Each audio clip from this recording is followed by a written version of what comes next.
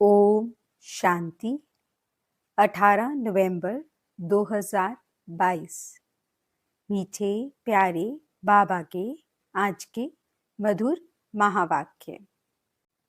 आज की मुरली के कुछ मुख्य पॉइंट्स। आज बाबा हमें समझाते कि हम बच्चों ने अब बेहद के बाप की गोद ली है, उनकी संतान बने हैं, तो श्रीमत पर जरूर चलना है।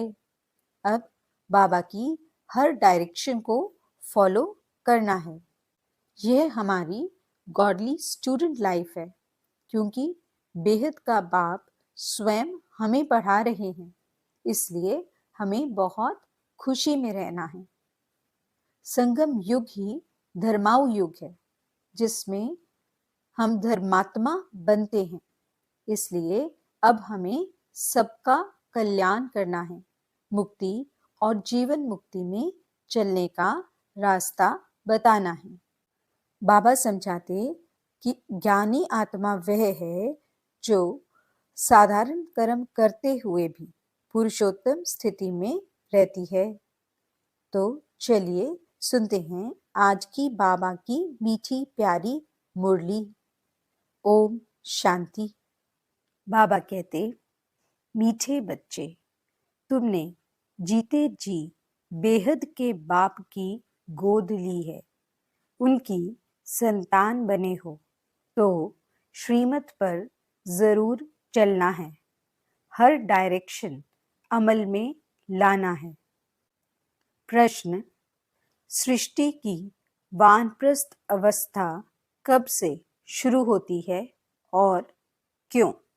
उत्तर: जब शिव बाबा इस ब्रह्मा तन में प्रवेश करते हैं, तब से सारी सृष्टि की वानप्रस्थ अवस्था शुरू होती है, क्योंकि बाप सबको वापस ले जाने के लिए आए हैं। इस समय छोटे बड़े सबकी वानप्रस्थ अवस्था है। सबको मीठे घर मुक्ति धाम वापस जाना है, फिर जीवन मुक्ति में आना है। वैसे भी बाप जब इस ब्रह्मा तन में प्रवेश करते हैं, तो इनकी आयु 60 वर्ष की होती है। इनकी भी वानप्रस्थ अवस्था होती है। गीत: मरना तेरी गली में, जीना तेरी गली में, मिट जाएगी हमारी दुनिया तेरी गली में। ओम शांति। ये किसकी गली में आकर मरना होता है? मनुष्य चाहते हैं कि हम मुक्ति धाम में जाएं, परम पिता परमात्मा शिव बाबा की विजय माला में पिरो जाएं। बाबा जानते हैं जो भी मनुष्य मात्र की आत्माएं हैं, वह बाप के गले का हार जरूर है। जैसे लौकिक बाप की रचना लौकिक बाप के गले का हार है। बच्चे बाप को, बाप बच्चे को याद करते हैं। वैसे वास्तव में जो भी आत्माएं हैं, वह सब याद करती हैं परम पिता परमात्मा बाप को। वह है हद का बाप, यह है बेहद का बाप। हर एक मनुष्य चाहते हैं हम मुक्ति प्राप्त करें, क्योंकि निराकार के गले का हार अर्थात मुक्ति और विष्णु के गले का हार अर्थात जीवन मुक्ति। बाप मुक्ति और जीवन मुक्ति देते हैं। बेहद के बाप के बच्चे बनेंगे तो उनके गले का हार होंगे। लौकिक माँ बाप के गले का हार है बच्चे। वह खुद माँ बाप भी किसी के बच्चे होते हैं। गाते हैं, तुम माता पिता, जब हम तुम्हारे गले का हार बनेंगे, तब हम सदा सुखी होंगे। बेहद के बाप को याद करते हैं, परंतु उनके गले का हार कैसे बनेंगे, वह आश रहती है। सो तो जब त्रिमूर्ति शिव बाबा आए, आकर तीनों को रचे, ब्रह्मा विष्णु शंकर को, तब ब्रह्मा द्वारा बेहद बाप के गले का हार बन सके।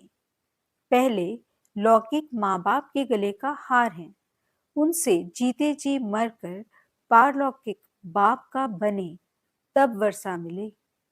जैसे कोई साहूकार गरीब के बच्चे को अडॉप्ट करते हैं तो आकर साहूकार की गोद लेते हैं। जीते जी वे गरीब भी जीते तो है ना, दोनों याद रहते हैं। तुमको भी लौकिक और पारलौकिक दोनों संबंध याद हैं, दोनों से मिलन होता है। तुमने पारलौकिक माँ बाप की गोद ली है, उनसे सुख घनेरे लेने लिए, वह हुई हद की गोद, यह है बेहद की गोद। जीते जी गोद ली है, जानते हो इनकी गोद लेने से हम देवी देवता कुल में सुख घनेरे पाएंगे। तो जिस माता पिता की संतान बने हो उनको जरूर याद करना पड़े। श्रीमत तो गाई हुई है ना, अब तुम प्रैक्टिकल उनकी मत पर चल रहे हो। ऐसे भी नहीं झट से सब अडॉप्ट हो जाते हैं, नहीं, आहिस्ते आहिस्ते बनते हैं। अब देवी देवता धर्म की स्थापना हो रही है, झाड़ धीरे धीरे वृद्धि को पाता है। क्रिश्चियन का भी पहले क्राइस्ट आता है, फिर 10, 20, 50 बढ़ते जाते हैं। ये झाड़ यहाँ सामने बढ़ता है, क्राइस्ट चला जाता है, फिर भी आकर अंत में शामिल होता है। यह तो बेहद का बाप है। बहुतों को शिव बाबा के गले का हार बनना पड़ेगा, तब फिर विष्णु के गले का हार बनेंगे। शिव बाबा तो है निराकार, ब्रह्मा द्वारा मुख वंशावली रचते हैं। त्रिमूर्ति शिव का भी अर्थ है, त्रिमूर्ति ब्रह्मा का अर्थ नहीं निकलता। बाबा करेक्शन भी करते रहते हैं। गोले के नीचे लिखना है स्वदर्शन चक्र, ना कि चरखा। उस गवर्नमेंट का चरखा लगा हुआ है, यहाँ स्वदर्शन चक्र है। दिन प्रतिदिन करेक्शन होती रहती है। बाबा ने समझाया है, हमेशा त्रिमूर्ति शिव जयंती कहना है। शिव बाबा ब्रह्मा द्वारा वर्षा देते हैं। शिव बाबा है तो वर्षा भी साथ में जरूर चाहिए। तो यह विष्णु है वर्षा, फिर शंकर द्वारा विनाश गाया हुआ है, इसलिए त्रिमूर्ति का चित्र है मुख्य। त्रिमूर्ति चित्र चला आया है। वहां भी तुम राज्य करते हो तो तख्त के पिछाड़ी विष्णु का चित्र रहता है। ये जैसे कोट ऑफ आर्म्स है। इसका अर्थ मनुष्य नहीं जानते, बाप ने तुम बच्चों को समझाया है। यह ज्ञान अभी तुमको मिला है, देवताओं के पास यह ज्ञान नहीं रहता। तीसरा नेत्र तुम ब्राह्मणों का खुलता है। बाप कितना सहज समझाते हैं, मन मना भव। बाप और वर्षे को याद करो। ब्रह्मा मुख वंशावली होना, तुम ज्ञान गंगाएं भी ठहरे। तुम हो ज्ञान सागर द्वारा ब्रह्मा मुख कमल से निकली हुई मुख वंशावली, ज्ञान कुमार कुमारियां। तो तुम हो ज्ञान सागर के बच्चे। वास्तव में सच्चा सच्चा तीर्थ तो यह है, आत्माओं और परमात्मा का यह है सच्चा संगम। ज्ञान सागर और ज्ञान गंगाएं, ये बड़ी गुप्त समझने की बातें हैं। मोटी बुद्धि वाले यह नहीं समझ सकेंगे, उन्हों के लिए सहज युक्ति है। शिव बाबा और वर्षे को याद करो इन द्वारा। ये बुद्धि में होने से खुशी का पारा चढ़ेगा। गॉडली स्टूडेंट लाइफ है ना। बेहद का बाप हमको पढ़ा रहे हैं। अभी तुम्हारी बुद्धि में राजयोग का ज्ञान है, जिससे तुम प्रारब्ध पाते हो। वहां इस नॉलेज की दरकार नहीं। दरकार यहाँ है। बाप कहते हैं, कल्प कल्प मैं आकर राजयोग सिखलाता हूँ, रचना के आदि मध्य अंत का राज समझाता हूँ कि यह चक्र कैसे फिरता है।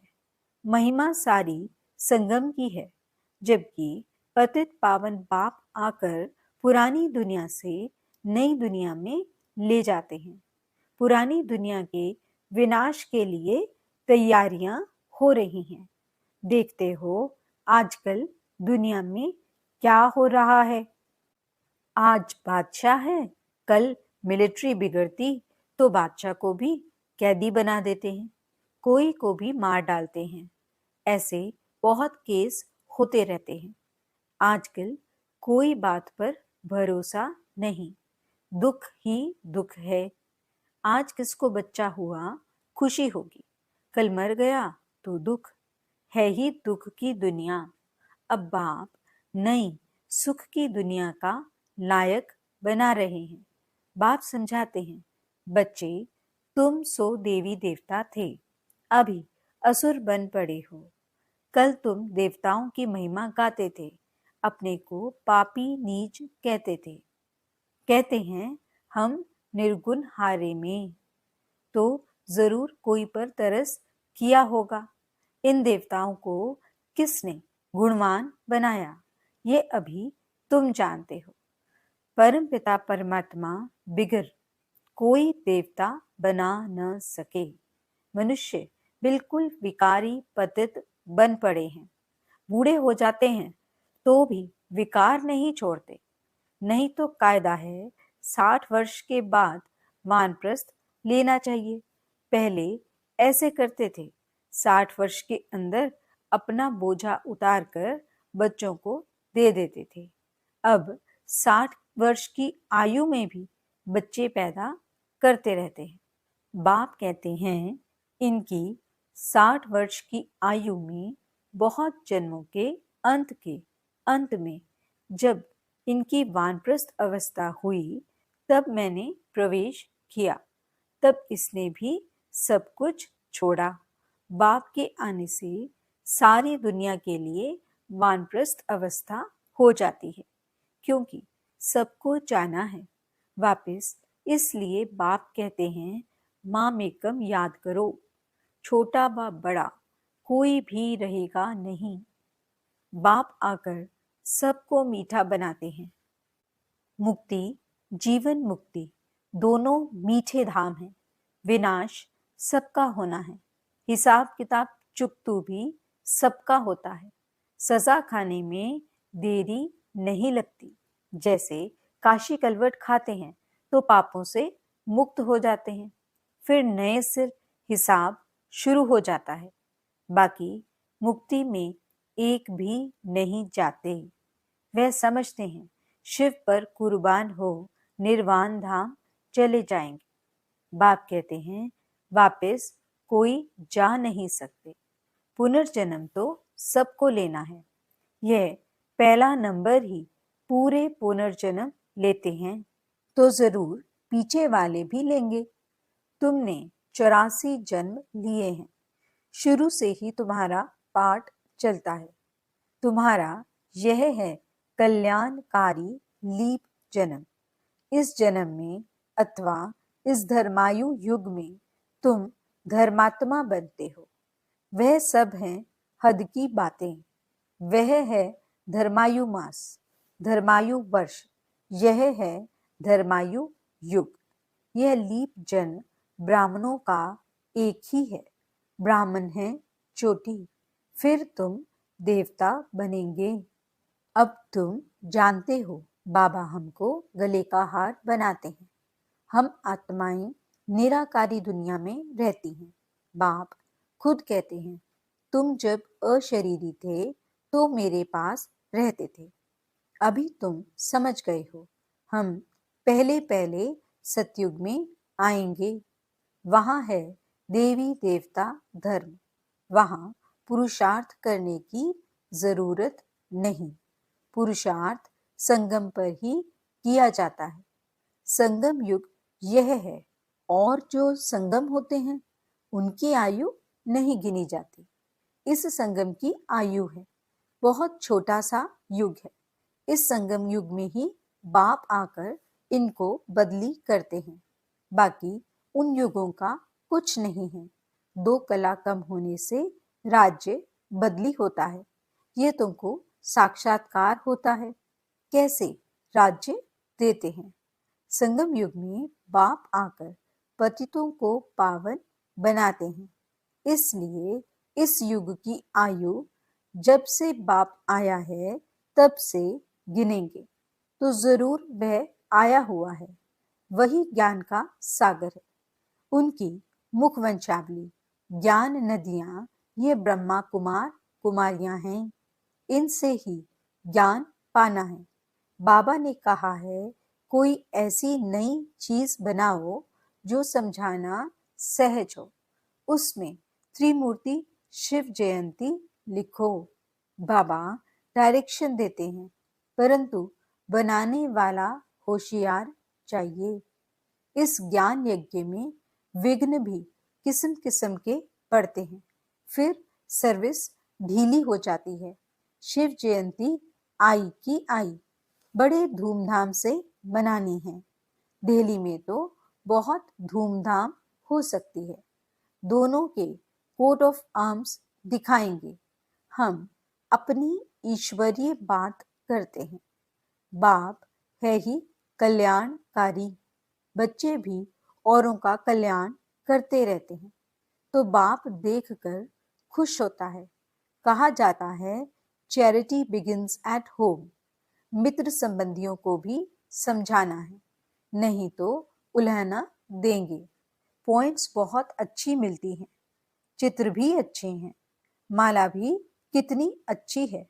रुद्र माला बन फिर विष्णु की माला बनती है। तुम ब्राह्मण हो, सच्ची सच्ची गीता सुनाने वाले। सच्ची सच्ची यात्रा का राज तुम समझाते हो। यहाँ बैठे तुम याद की यात्रा में रहो तो पाप भस्म हो जाएंगे। तमो प्रधान से सतो प्रधान बनने का और कोई उपाय नहीं। योग की बहुत महिमा है, मेहनत भी इसमें है। बहुत तूफान आते हैं, सहज भी है तो मुश्किल भी है। तुम्हारी योग तपस्या के भी चित्र हैं, राजाई का भी चित्र है। राजयोग से तुम देवता बनते हो। तुम राज ऋषि हो, वह हठ योग ऋषि हैं। तुमको नेचुरल जटाएं हैं। अभी हम सब बाबा के गले का हार हैं। सब भाई भाई हैं। बाप से वर्षा भी मिलता होगा।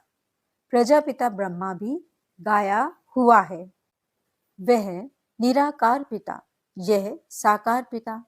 शंकर के लिए दिखाते हैं, आंख खोली विनाश हुआ। शंकर को पार्वती गणेश आदि दिखलाकर गृहस्थी बना दिया है। अंधश्रद्धा बहुत है। बाप कहते हैं, मैंने तुमको साहूकार बनाया था।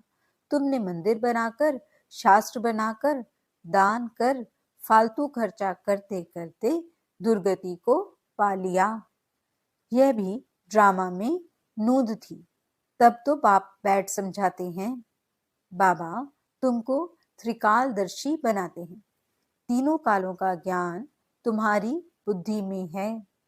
अच्छा, मीठे मीठे सिकिलदे बच्चों प्रति माता पिता बाप दादा का याद प्यार और गुड मॉर्निंग। रूहानी बाप की रूहानी बच्चों को नमस्ते। हम रूहानी बच्चों की रूहानी बाप दादा को दिल व जान, सिक व प्रेम से नमस्ते नमस्ते नमस्ते जी। गुड मॉर्निंग बाबा। शुक्रिया बाबा। धारणा के लिए मुख्य सार। पहला पॉइंट, यह धर्माऊ युग है। इस समय धर्मात्मा बनना है, सबका कल्याण करना है, मुक्ति और जीवन मुक्ति में चलने का रास्ता बताना है। दूसरा पॉइंट, हमारी यह गॉडली स्टूडेंट लाइफ है। बेहद का बाप हमको पढ़ा रहा है, इस खुशी में रहना है। वरदान, योग की करंट के वाइब्रेशन द्वारा किले को मजबूत करने वाले यज्ञ रक्षक भव।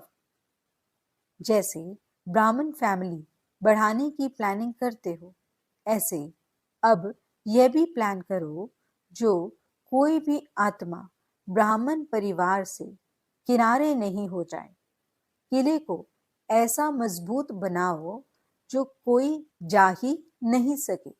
जैसे चारों ओर करंट की तारें लगा देते हैं, तो आप भी योग के वाइब्रेशन द्वारा करंट की तारें लगा दो।